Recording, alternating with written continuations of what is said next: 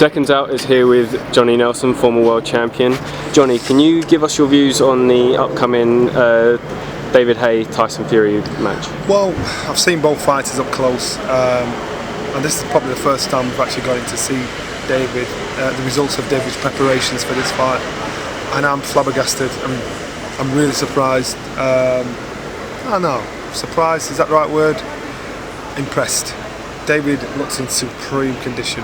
And before, if you ever talk, you know what happens when these fights happen and the opponent talks, you think, oh, could he do it, couldn't he? On this occasion, I've seen David Haye.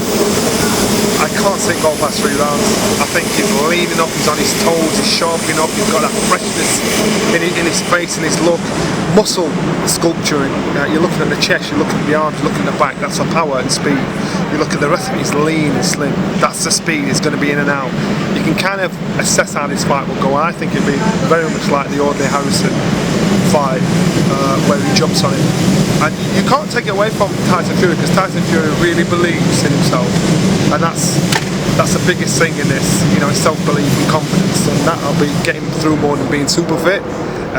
Super preparation. If he seriously believes he can do it, you know, that'll make it good for a good fight. And that's why I think, you know, Tyson Fury will give it all his all, but I just can't see it going past halfway through the fight. So David Haye is your pick for this? David Haye's my pick for this. How quickly do you think it will Inside end? 3 rounds. Inside 3 rounds. Things are done deal. I have to bring up the match at the weekend, Floyd Mayweather, Saul Alvarez, where a good thing that came out of it was it highlighted certain dodgy decisions where one of the judges somehow managed to score it a draw, and I'd like your opinion on that.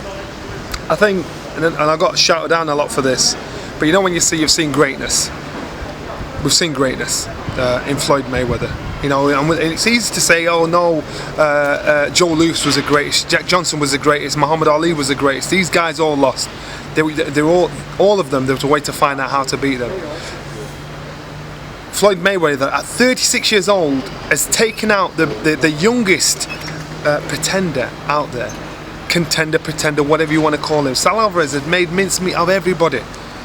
And Floyd Mayweather showed levels of ability at 36 years old to do that to a young, hungry, strong Saul Alvarez and make it look so easy, to the point of round 11 he posed at ringside for a click for the reporters, you know, to say, look, this is just, we're in a different world and we're in a different league.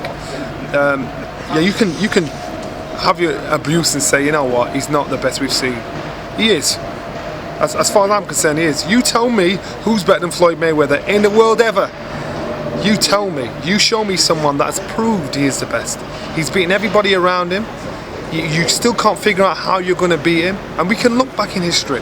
Again, Jack Johnson, Joe Louis, Sugar Ray Leonard, Sugar Ray Robinson.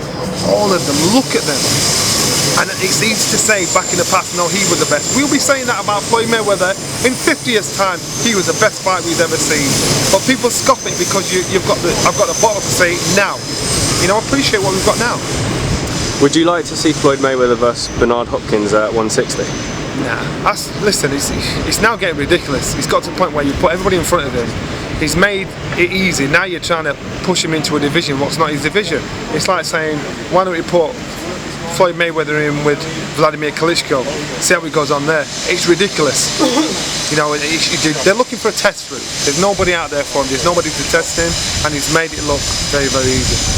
Where do you see Tyson Fury going should he lose to David Haye? I don't think it'll be that detrimental to Tyson Fury's career if he loses to David Haye, because 80% of the people expect him to lose. 80% of the people might want him to win, but they expect him to lose. It's more of a hindrance to David Haye's career if he loses.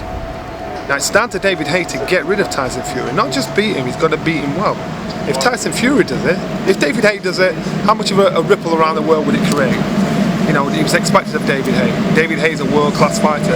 If Tyson Fury does it, how much of a ripple around the world will it make if Tyson Fury beats David Haye? I bet you one thing, the Klitschko's to say, yeah, come on son, let's get a fight on. David Haye wins, they won't be saying that. You know, the Americans, Tyson Fury was out there singing on the stage, they love the Irish out there. They love the travellers out there. You know, he'll do really well if he pulls a win off, but I just think a loss to him will not be detrimental to his career. Would you like to see a Chisora Tyson Fury 2? Nah. He's done it, job's done. You know, David Chisora's got to get people to believe in him again. Believe he's of a certain level again. And Tyson Fury, in a way, it's a backward step. Tyson Fury's got to try and, his aim is to get a world title, regardless. He's got to ignore any side swipes, any abuse or anything. His aim is like David Haye, he's got to get there. And right now, for David Haye, this is a fight that's been put in front of him. Nothing else has been put on the table for him. So he said, yeah, give me that, I'll take it. I'll do it. Cheers, thank you very much, Johnny. You're welcome.